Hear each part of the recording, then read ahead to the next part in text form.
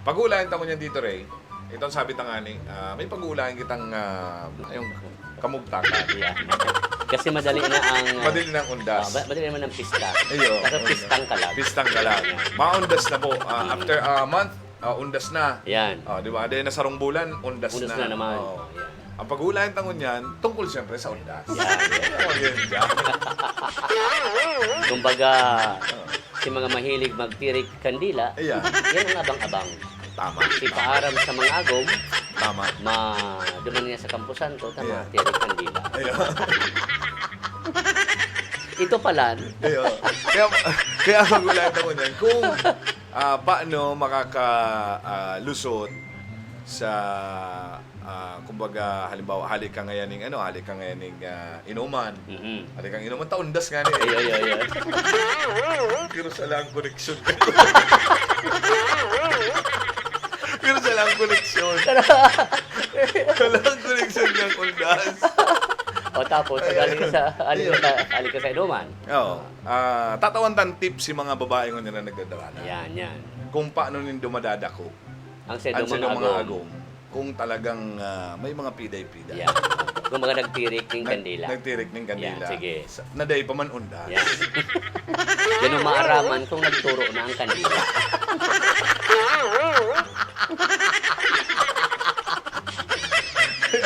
Yan mo maaraman kung si kandila, pighayop.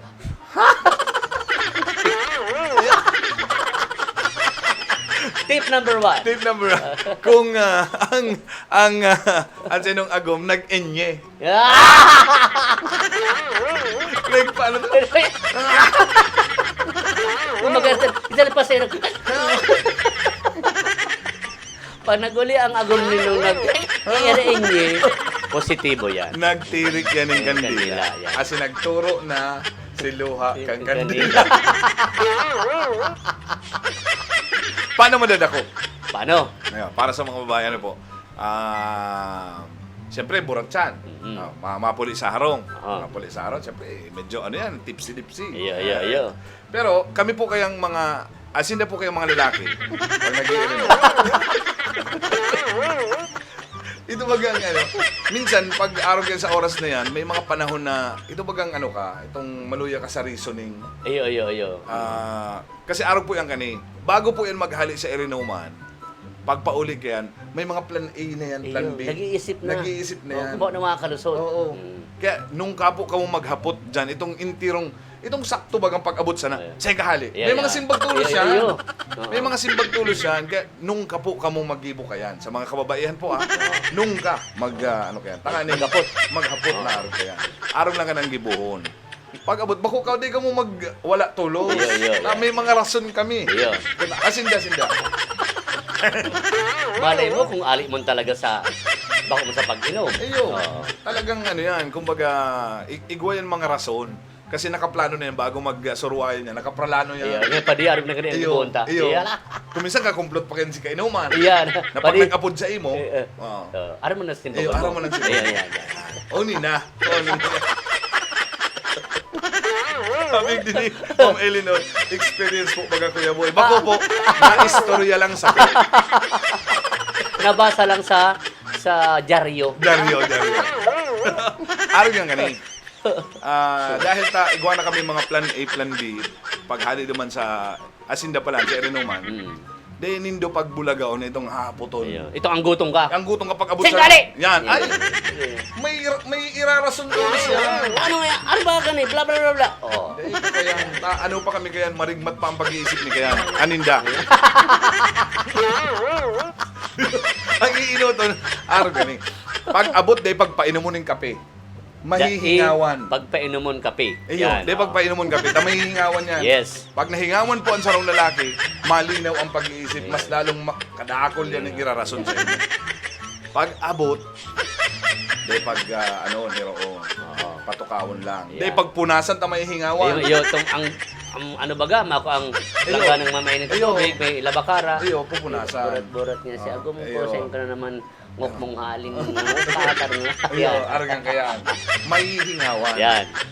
Luway-luwayin pong idara sa laog ng kwarto. Yan. Bitbiton. Bitbiton. Yan. Tabangan. Bayon. Oh. Tabangan hanggang makaabot naman sa laog Sa ng kwarto. kwarto. Oh. Di niya na magagamit dito sa iyang pig-isip na rason. Yeah. Tapos, pahigdaon. Yan.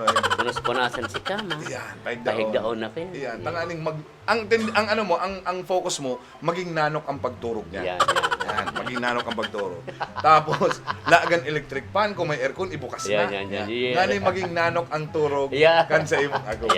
Yan. Tapos, luway-luwayan mo ng tanggalan ning halion mo na si pantalon. Pantalon. Tapos si bado kung Yan. kung tangani. Tapos tamungan mo na lang. Yan. Basta itong di magimata. Ay. Pero nahali mo na si pantalon, tsaka si sapatos. Ay. Duman mo lang sa baba kang Katrinindo. Ay.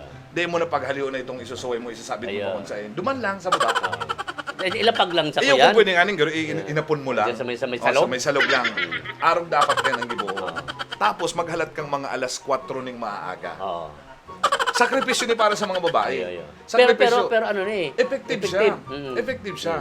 Tapos pag alas 4 ni mga, alam mo, nagpuli nga mga alas 2 ning maagahon. Di siyempre, araw ka to sa ginibo mo na, luway-luway lang, tanggalan mo ning pantalon. Pag alas 4 ni maaga, biglaan, okay mga alas 5, biglaon mong pukawan. Ang pagpukaw kayo nito magang, uy, mata na, alas 5 na. Pag iyan nagpulos-pugos, hinanap si sa iyang pantalon. Dakot yan. Maulin ako! Nagalat si Agong! Ako baga si Agong mo! Lain ka naglantuan!